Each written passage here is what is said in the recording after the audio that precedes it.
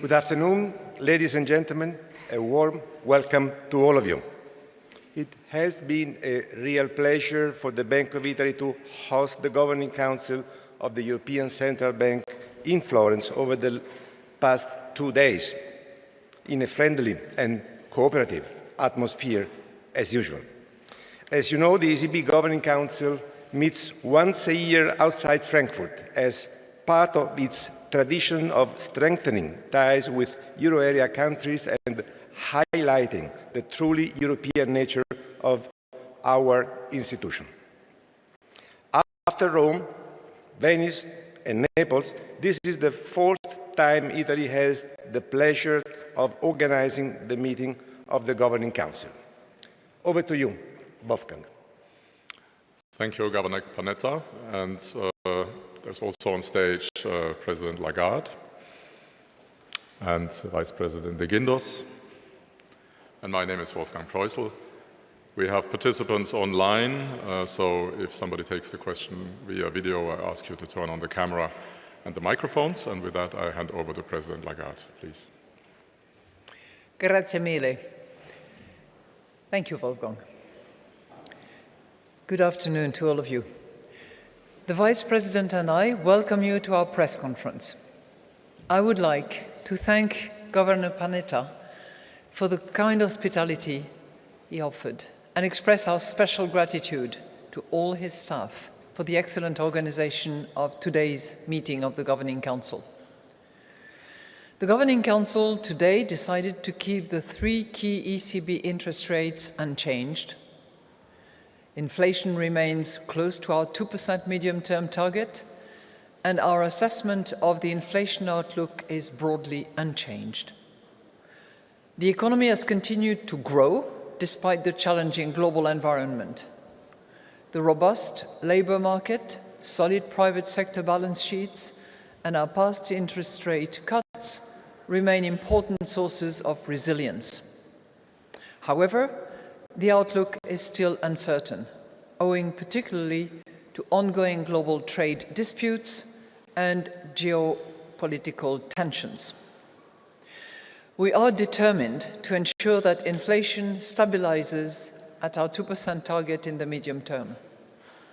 We will follow a data-dependent and meeting-by-meeting approach to determining the appropriate monetary policy stance. In particular, our interest rate decisions will be based on our assessment of the inflation outlook and the risks surrounding it in light of the incoming economic and financial data, as well as the dynamics of underlying inflation and the strength of monetary policy transmission. We are not pre-committing to any particular rate path. The decisions taken today are set out in a press release available on our website. I will now outline in more detail how we see the economy and inflation developing, and we will then explain our assessment of financial and monetary conditions. The economy grew by 0.2% in the 3rd quarter of the year, according to Eurostat's preliminary flash estimates published today. The services sector continued to grow, boosted by strong tourism and especially by a pickup in digital services. According to surveys, the pickup reflects the fact that many firms have stepped up efforts to modernize their IT infrastructure and integrate artificial intelligence into their operations. Meanwhile, manufacturing was held back by higher tariffs, still heightened uncertainty, and a stronger euro. The divergence between domestic and external demand is likely to persist in the near term. The economy should benefit from consumers spending more as real incomes rise. Unemployment at 6.3% in September remains close to its historical low, even though demand for labor has cooled. Households continue to save an unusually large proportion of their incomes, which should give them greater margin to increase spending further. Substantial government expenditure on infrastructure and defense, as well as our past interest rate cuts, should underpin investment. By contrast, the global environment is likely to remain a drag. Goods exports declined from March to August, reversing the earlier front-loading of international trade ahead of recent tariff increases. New export orders in manufacturing point to further declines. The full impact of higher tariffs on euro area exports and manufacturing investment will only become visible over time. The Governing Council stresses the urgent need to strengthen the euro area and its economy in the present geopolitical environment. And we welcome European Union leaders reaffirming this ambition at last week's Euro Summit. Fiscal and structural policies should boost productivity, competitiveness and resilience. It is essential to implement the European Commission's competitiveness roadmap swiftly. Governments should prioritize growth-enhancing structural reforms and strategic investment while ensuring sustainable public finances. It is also vital to foster further capital market integration by completing the Savings and Investments Union and the Banking Union to an ambitious timetable, and to rapidly adopt the regulation on the establishment of the digital euro. The Governing Council is committed to making retail and wholesale central bank money fit for the digital age. In this vein, the Governing Council today decided to move to the next stage of the digital euro project. This will ensure technical readiness for potential issuance and support Europe's digital sovereignty once legislation has been adopted. The details of this decision are available in a separate press release. Looking at inflation now. Annual inflation increased to 2.2% in September, from 2% in August. This was mainly because energy prices fell by less than before. Energy price inflation was minus 0.4% in September, up from minus 2% in August. Meanwhile, food price inflation eased to 3% in September, from 3.2% in August. Inflation excluding energy and food rose to 2.4% from 2.3% in August, as services inflation ticked up from 3.1% to 3.2%, while goods inflation was again unchanged at 0.8%. Indicators of underlying inflation remain consistent with our 2% medium-term target. While firms' profits are recovering, labor costs are set to moderate further owing to rising productivity and an easing in wage growth.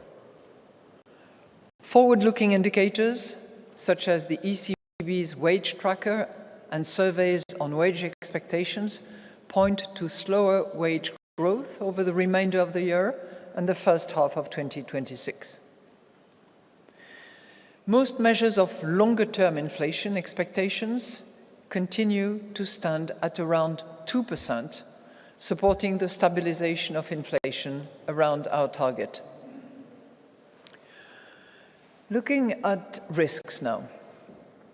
The EU-US trade deal reached over the summer, the recently announced ceasefire in the Middle East, and today's announcement of progress in the US-China trade negotiations have mitigated some of the downside risks to economic growth. At the same time, the still volatile global trade environment could disrupt supply chains, further dampen exports, and weigh on consumption and investment. A deterioration in financial market sentiment could lead to tighter financing conditions, greater risk aversion, and weaker growth. Geopolitical tensions, in particular Russia's unjustified war against Ukraine, remain a major source of uncertainty. By contrast, higher than expected defense and infrastructure spending, together with productivity-enhancing reforms, would add to growth. An improvement in business confidence could stimulate private investment. Sentiment could also be lifted and activity spurred if the remaining geopolitical tensions diminished, or if the remaining trade disputes were resolved faster than expected. The outlook for inflation continues to be more uncertain than usual on account of the still volatile global trade policy environment. A stronger euro could bring down inflation further than expected. In addition, inflation could turn out to be lower if higher tariffs lead to lower demand for euro area exports and induce countries with overcapacity to further increase their exports to the euro area. An increase in volatility and risk aversion in financial markets could weigh on domestic demand and thereby also lower inflation. By contrast, inflation could turn out to be higher if a fragmentation of global supply chains pushed up import prices, curtailed the supply of critical raw materials, and added to capacity constraints in the domestic economy. A boost in defense and infrastructure spending could also raise inflation over the medium term. Extreme weather events and the unfolding climate and nature crisis, more broadly, could drive up food prices by more than expected. Turning to financial and monetary conditions, since our last meeting, market rates have remained broadly unchanged. Our past interest rate cuts have continued to reduce bank lending rates for firms, which average 3.5% in August. Meanwhile, the cost of issuing market-based debt remained at 3.5% in August, as the longer-term yields on which such debt is priced have been relatively stable. The annual growth rate of bank lending to firms edged down to 2.9% in September from 3% in August. At the same time, corporate bond issuance slowed to 3.3% on a yearly basis. According to our latest bank lending survey for the euro area, credit standards for business loans tightened moderately in the third quarter, as banks became more concerned about the risks faced by their customers. Firms' demand for credit picked up slightly. The average interest rate on new mortgages has barely changed since the start of the year and stood at 3.3% in August. Growth in mortgage lending ticked up to 2.6% in September from 2.5% in August on the back of a further increase in demand and unchanged credit standards in the third quarter. Growth in broad money, as measured by M3, slowed to 2.8% in September, down from 2.9% over the first half of in August, and an average of 3.8% over the first half of the year. So, in conclusion, the Governing Council today decided to keep the three key ECB interest rates unchanged. We are determined to ensure that inflation stabilizes at our 2% target in the medium term. We will follow a data-dependent and meeting-by-meeting approach to determining the appropriate monetary policy stance. Our interest rate decisions will be based on our assessment of the inflation outlook and the risks surrounding it, in light of the incoming economic and financial data, as well as the dynamics of underlying inflation and the strength of monetary policy transmission. And we are not pre-committing to a particular rate path. In any case, we stand ready to adjust all of our instruments within our mandate to ensure that inflation stabilizes sustainably at our medium-term target and to preserve the smooth functioning of monetary policy transmission. We are now ready to take your questions. Thank you. Annette Weisbach from CNBC for the first question. Annette, please. President Lagarde, thank you very much for taking my questions. First question would be, of course, on your famous mantra that you're in a good place right now when it comes to the policy stance. So given that private economic activity in your area is not really great, would you say that... It's not really what? Not really great. I mean, if you deduct what comes from the fiscal space, then the economic picture doesn't look so great. So would you say that your policy stance is in the right space if that private economic activity is not picking up? Second question would be on AI and the ramification for the labor market. We've heard from the Fed President Jerome Powell that he looks very carefully at what AI does to the US labor market. It probably takes a while until this hits here as well, your area, but what do you think, and do you have discussion on that topic? Thank you. Thank you very much for your two questions. Your first question, are we in a good place? I would observe that thanks to the hospitality of Banca d'Italia, we are in a magnificent place. Okay? From a monetary policy point of view, we are in a good place. Is it a fixed good place? No. But we will do whatever is needed to make sure that we stay in a good place. And I would observe that with growth of 0.2% for Q3, which is a tad more than what was expected by the consensus, and including Ireland, a little more than what we had expected, not by much, I would not complain too much about growth at this point in time.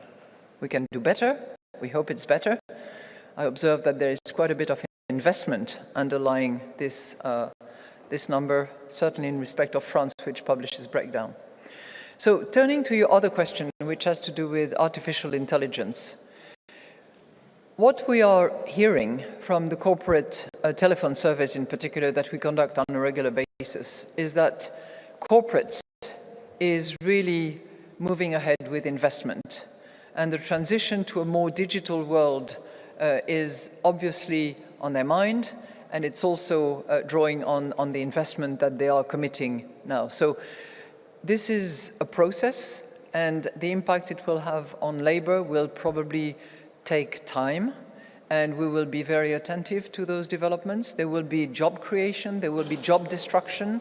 How exactly that will impact our economies, depending on the sectors, depending on the classes of age, depending on the training, depending on the educational background of workforce in Europe, which is generally, which tends to be quite high, I think is to be seen, but we will be attentive to those developments. Thank you. Next question goes to Jana Rando of Bloomberg. Jana, please. Good afternoon. Thank you very much. I have a question following up on your comment that we are in a good but yet not yet or not fixed place on policy. You have held rates 3 times now, and I am wondering if you are or would be confident to say that a rate cut is as likely as a rate hike sometime in the future. And my second question is about risks. You listed quite a few upside and downside risks for both growth and inflation, but I noticed that you didn't speak about a balance. So I'm very interested in hearing your thoughts on whether at least the risks for growth are broadly balanced or more balanced than they used to be, and on inflation as well, of course. Thank you. Thank you. Thank you very much for these two questions. You know, I have said that we are in a good place. I continue to say that we are in a good place. And I repeat that we will take the necessary measures and steps on the basis of data, meeting by meeting, to make sure that we stay in a good place. On your second question, which has to do with the, and I also want to remind you that, you know, we have very clearly defined our objective.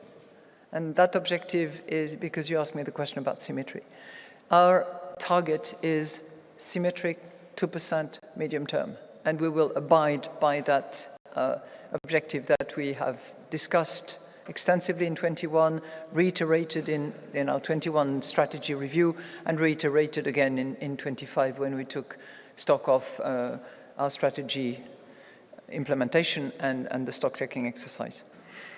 On the risk, you are right, because when you go to the section of our monetary policy statement, we list as exhaustively and yet as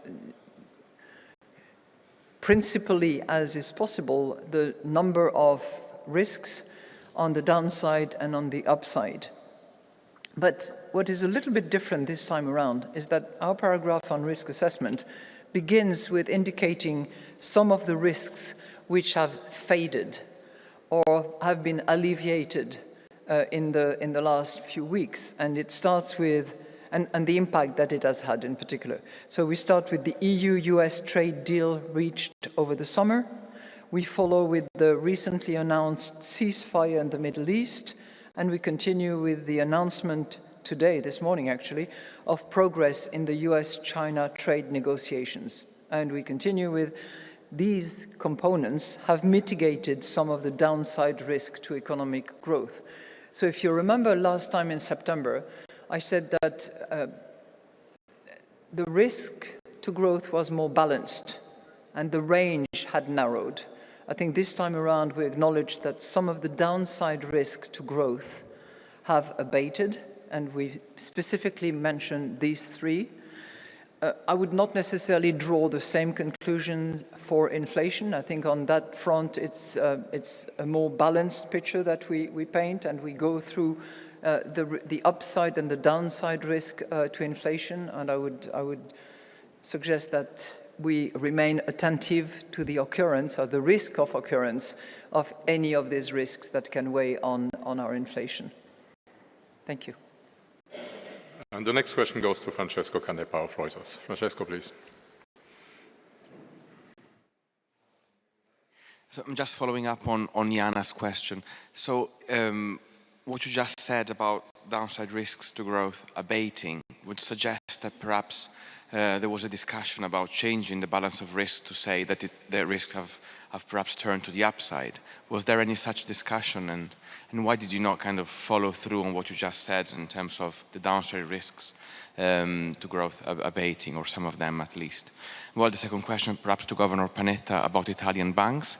Italian banks are making great use of state guarantees when they extend loans. This has also helped them make relatively large profits, and the government sometimes decides to take some of those profits with one-off levies. So what are the implications for financial stability and for public finances of this merry-go-round sort of scheme where the government guarantees loans, but then it takes a stake in the profits? Thank you very much. So I'll address your first question. You remember that last time we referred neither to downside nor to upside, but we said that the balance of risks had, or the range of risks had narrowed.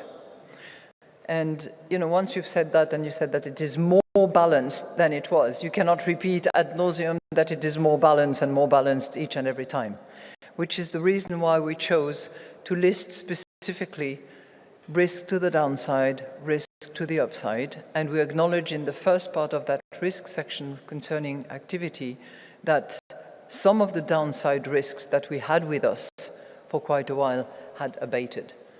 And I think there was some discussion, as always, you know, on the one hand, on the other hand, some see a little bit more of this, a little bit more of that, but I think we were all in agreement on that identification of risk with a specific listing of those risks. You know, we are in a period of still great uncertainty, and many of those risks are resulting from policies and implementation of policies.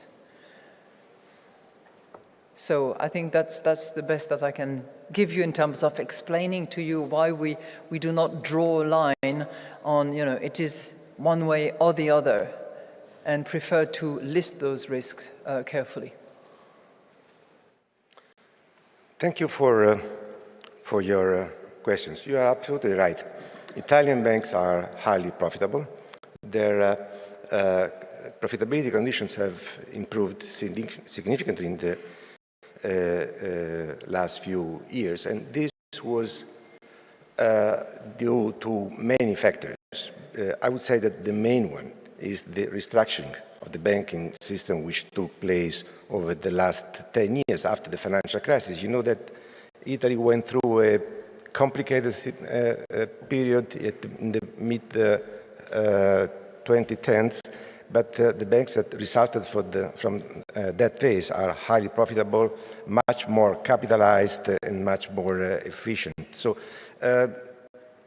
their improvement is due to many factors, not just to the support that they got from the government, as many other banks in Europe.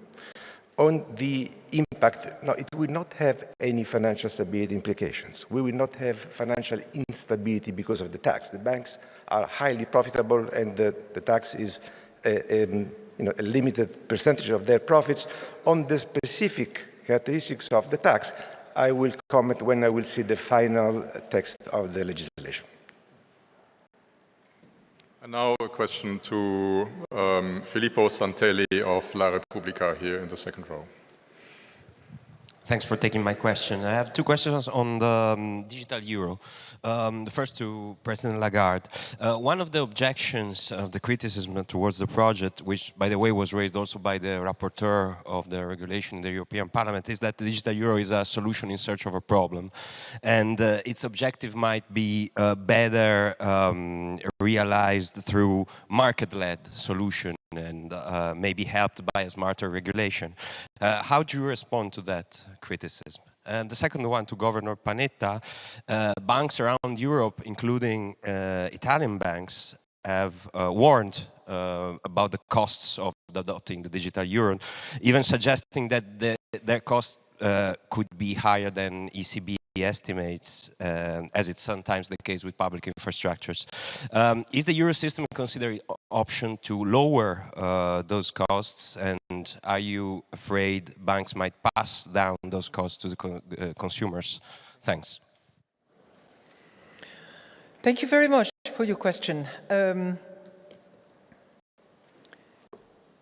know, for me as president of the ECB, I regard money as a public good. Money is a public good, full stop. And that public good, for many, many decades, has been built around central bank money, which is the anchor on which commercial money, which is created by banks, prospers and develops. But the anchor is critically important in order to make sure that money remains a public good. So in our mind, and certainly in my mind, central bank money has to remain an active part of the system that people can actually trust. If you think of digital euro, it's the digital form of a banknote. People need to have their banknote. Maybe in 10 years' time, there will be fewer of those banknotes in circulation, but they will still need to have the certainty that a euro is a euro is a euro, just like a rose is a rose is a rose. And for me, it is our mission to make sure that money remains that public good that is available to our compatriots. And we are working for the Europeans in that respect. You know, when I hear that it's a project in search of a cause, I think that money as a public good, the sovereignty of the European authorities at large over their currency and the way in which money stands,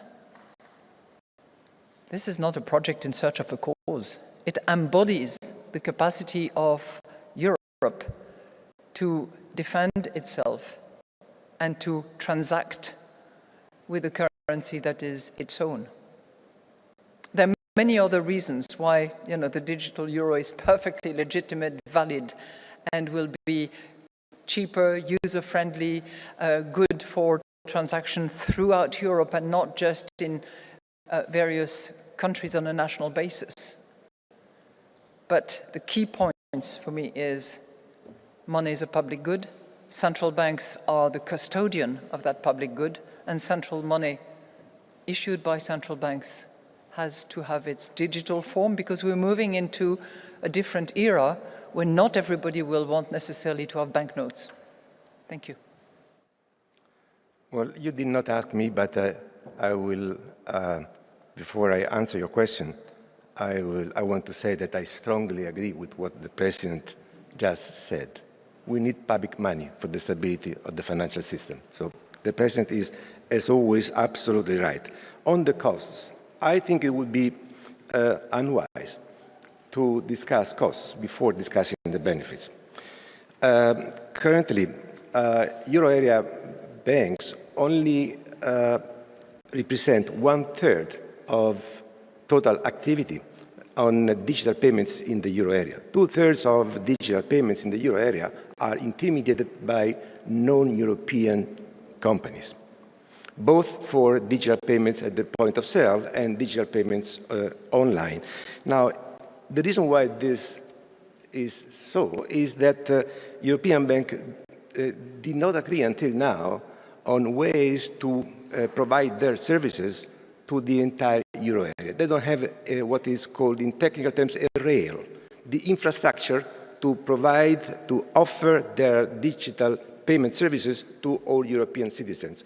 One of the main benefits, advantages for banks, there are many benefits for consumers, there are benefits for the stability of the financial system. One of the main benefits for the banks in the euro area is that once the digital euro infrastructure will be built, they will be able, by using this so-called open standard infrastructure, to use that rail and compete at European level, thus generating additional business, additional revenues, and there will be many implications in terms of sovereignty for the euro area, in terms of control of the information that travels with your payments.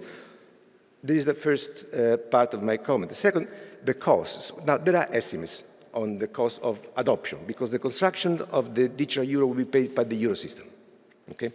The cost, I don't know if the estimates which are available are correct, discussed numbers of about 6 billion euros for 4 years. Now, if you think that we have 2,000 banks in the euro area for 4 years, this means that the cost of adoption is a few €100,000 per year per bank. Now, even forgetting the benefits I just mentioned, then the costs of adoption are not so high. They represent overall about 3% of total yearly IT costs for the banks. So then who will pay those costs? Well, it depends on the competition on the payment market. If the digital euro will be introduced, competition will be higher and the banks will not be able to transfer those costs to consumers. So we'll be limited, there will be additional revenues, and then the costs will be allocated depending on competition, and competition will improve. And now a question for Eric Albert of Le Monde. Who, by the way, for those of you who don't know, has been one of the architects of this project, and I pay tribute to him. Eric Albert of Le Monde. Thank you very much. Good afternoon. Transmission of monetary policy is usually 6-9 months, something like that. Your last cut was roughly 4 months ago. And yet monetary condition did tighten a little bit. Are you worried that transmission is hindered somehow, and therefore you're maybe not in such a good place? Or can you just describe what do you think of the transmission? And I just wanted to come back on growth and uncertainty. There's been a few good news, but does it really justify the kind of positive comments you've made about prospect for growth? It's always more fashionable to make negative comments whenever you have good news. That I understand. But when we have some good news, we have to also acknowledge and draw the consequences and see what impact it has.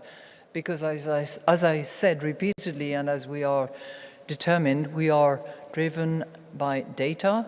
We take into account all data, and we measure the impact that it has in terms of outlook, underlying inflation. And I come to you, the first part of your question, because as you know, we maintain this three-pronged approach that we have had to take into account inflation outlook, underlying inflation, and transmission of monetary policy. And I would add to that, you know, since our strategy review, in addition to pure inflation outlook and the identification of our baseline, we also try to identify and measure risks to the baseline, risk to the upside, risk to the downside, and we use different tools in order to do so, including scenario analysis. You know, everything that we see in terms of transmission leads us to believe that transmission is effective, is very much on time,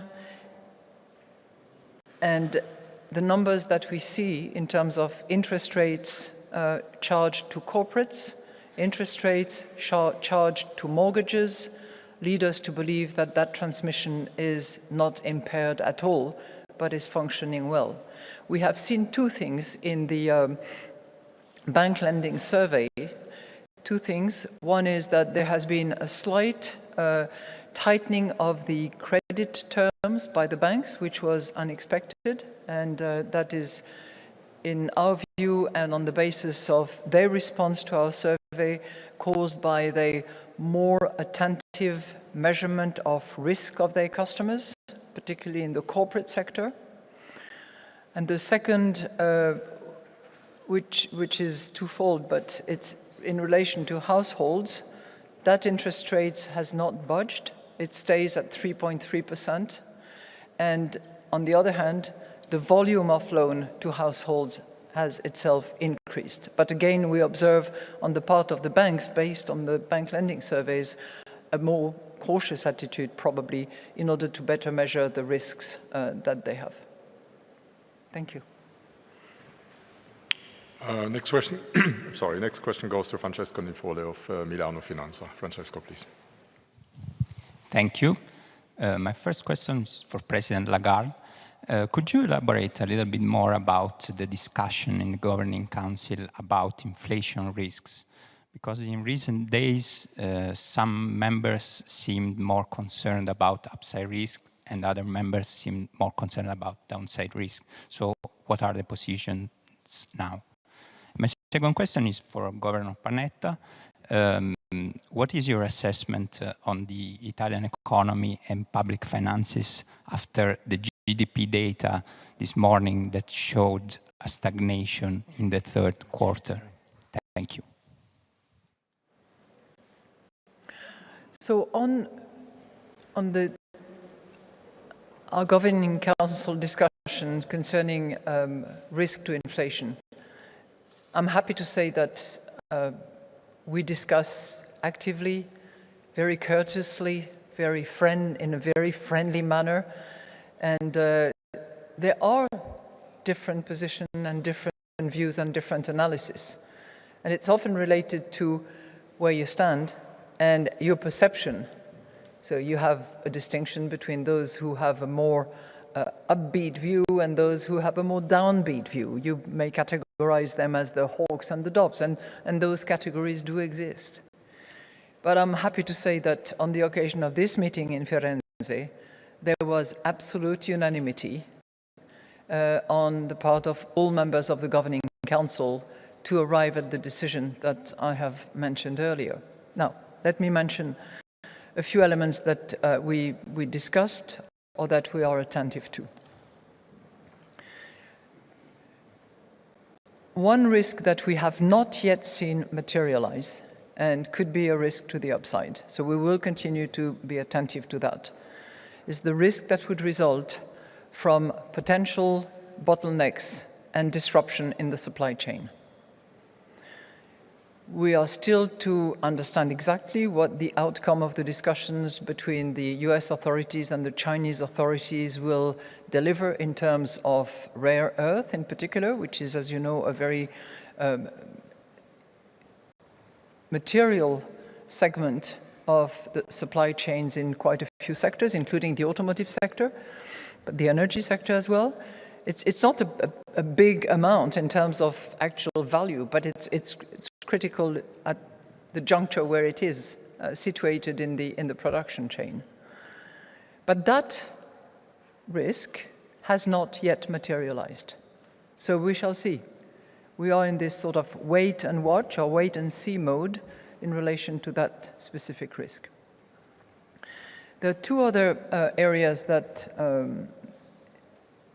we are attentive to, and that is the composition of inflation. And in that respect, the way in which the labor market evolves, the way in which wages evolve, and the impact that it will have to service inflation are elements that we are also monitoring to understand the impact that it will have going forward. I wouldn't call it a risk, so to speak. You don't find it in the risk section. But I just want to mention these two because they are ingredients that feed into service inflation, which in September has picked up by 0.1%. And they, of course, have an impact also on underlying inflation, particularly domestic. Thank you. Thank you for your question. Well, the numbers which we got today on GDP was flat, are largely expected, and they do not materially change our projections, the projections we have just published. In order to have a better assessment, we need more information on the composition, because the composition matters. Was the deceleration in GDP growth due to investment, consumption, inventories of foreign demand? Investment and foreign demand have performed very well in the past, so it is important to understand what is the source. But I think we should broaden the horizon and look at the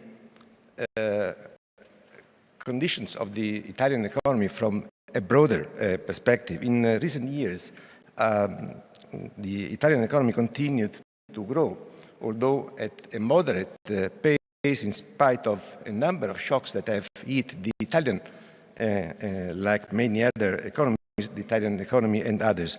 The geopolitical tensions, the tightening cycle of the ECB, tariffs, appreciation of the euro, the weakening of the traditional export markets of Italy. The weakening of the German economy is a big headwind for the Italian economy, but overall, the economy has been much more resilient than many would have predicted only 2-3 years ago. And I think we should look at the structural underlying conditions of the Italian economy, which have improved significantly. If you look at public finance, the deficit shot up to above 9% during the pandemic crisis. Now it is at 3%. In 2025, we will go even lower than that. The primary deficit became a primary surplus of 0.9 percentage points of GDP. The debt to GDP ratio, which increased significantly during the pandemic phase, now is back to the pre-pandemic level. And what has been what went largely unnoticed in recent years is the change which took place in Italy's net financial international position. We had a current account deficit. We have now a persistent surplus of the balance of payments. And if only 10 years ago, the net financial international position of Italy was negative for more than 20 percentage points of GDP, today we have a positive net international financial position. So from minus 20+% to around 8-9 percentage points of GDP. And this happened, a very rare case, without a crisis, without a forced restructuring due to an enormous shock, which then evolves into a crisis. So this has, gone largely unnoticed, but just to emphasize this concept, now Italy is a net creditor country. Every year we give some of our savings, unfortunately, to foreign countries, and our position is positive vis-à-vis the rest of the world. Turning to our online participants, I'd like to give the floor to Olaf Storbeck of the Financial Times. Olaf, please. Yes, hello, thank you. Can you hear me? Yes. Yeah, thanks, and apologies, I can't be in magnificent Florence today. I have one question, President Lagarde, on something you said earlier in this press conference. This line that the ECB will do whatever is needed to stay in a good place. I think this is new, if I'm not completely mistaken. You've said it, probably not the gist, but you haven't said it like that previously. And I wonder, I think you said it twice already, what do you have in mind? Why do you think it's necessary to make this point now? And what shall we learn from this? And the second question refers to the European emissions trading system, which the next stage is supposed to be phased in 2027. And I think the ECB expects an uptick of, or kind of a one-off effect of 0.3 percentage points on the inflation forecast. There are talks about potential delays. How do you see this from a monetary policy point of view? Could this justify or force you to do a rate cut if it's delayed, and then you end up with a significant undershooting of 2027 inflation? Well, thank you so much for asking these two questions, and thank you for helping me to clarify what I mean. I did not repeat that sentence on purpose or to convey any particular message. If you read carefully our statement, which I know you do, you will see that in the second paragraph of our monetary policy statement, we say, we are determined to ensure that inflation stabilizes at our 2% target in the medium term. So this is all there is to be read about it, and it's a determination of the Governing Council. We continue to be in a good place, and we are determined to ensure that inflation stabilizes at that 2% medium-term target, which is the result of our strategy review. There's nothing else or nothing more to read about me having repeated two sentences. I think you should not overread. Now, more technical, your second question. So ETS2, first of all, has been in our projection since it was on the table and has been in there since 2024. I don't think I would read too much, again, into an expected delay of the implementation of ETS2. And when I speak to colleagues at the European Commission, they are still strongly of the view that ETS2, which is committed, must proceed, and the deadline for implementation is still 2027. What, on the other hand, is being discussed and has been put on the table by Commissioner Opka is, how would I put it, a slight smoothing in the implementation of ETS2, which means that the impact might be spread a little bit more over time, possibly a bit less in 2027 and a bit more in 2028. So overall, as with many other data, we will be attentive and the December projection exercise will certainly take that into account, that smoothing over a slightly longer period in order to make sure that ETS2, which is so important for climate change purposes, will actually be implemented. Thank you. The last question goes to Domenico Conti of ANSA. Domenico, please.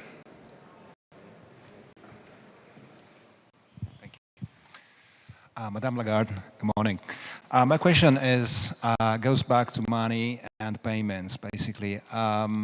We in Europe are in an environment in which public money, as you said, and public cash, actually digital cash, is going to be a key feature of the future of payments. In the United States, at the same time, we are witnessing a strong push towards stable coins, towards crypto, and actually what is a ban on central bank digital money. So it is paramount, as I understand, that we at some point reach an agreement that there is some kind of harmonization at the global level. Now, since you're back from the IMF meetings in Washington, my question is, at what stage is this process, at what stage are negotiations towards some kind of coordination with the US administration? Thank you.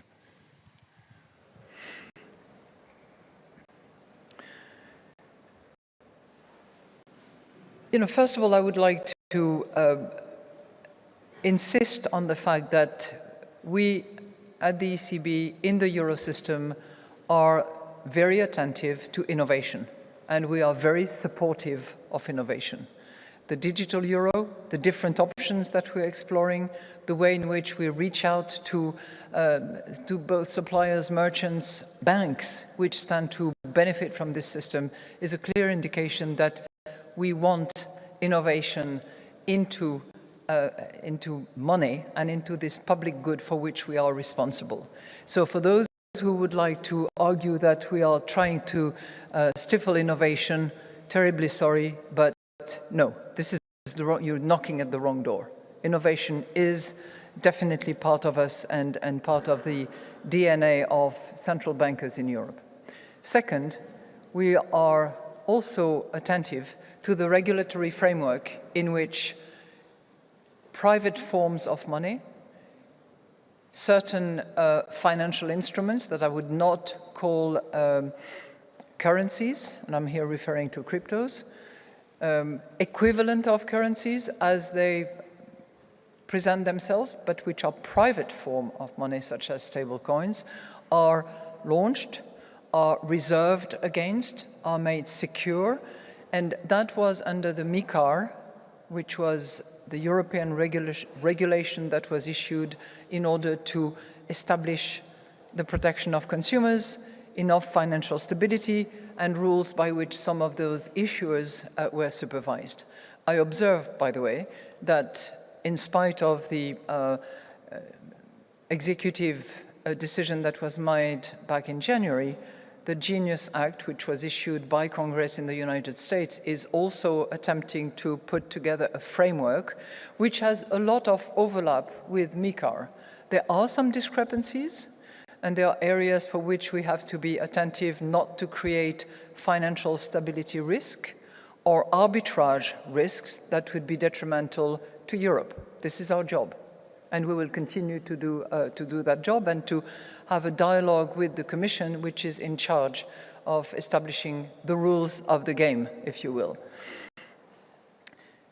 But as I said earlier, what we are doing, putting money as a public good on the map and making sure that the anchor is alive and digital as well as cash, is our duty. But it does not stop private issuers to do what they think is their business. They're into market share. They're into penetration of certain spheres of either payment or transactions. But our job is to secure the anchor. Our job is to secure the settlement functions. And we are going to continue doing that, notwithstanding initiatives that some of those issuers will take. And it certainly does not preclude European-based issuance that would be in compliance with the regulatory framework that we have. So it's a vibrant domain, but one where we have to make sure that we do not expose our compatriots or our economy to financial instability risk. That would certainly be a recurrence of what we observed back in 1890 in the United States, for instance. That concludes our press conference. The next press conference is on 18 December in Frankfurt, and up until then, all the best. Enjoy Firenze.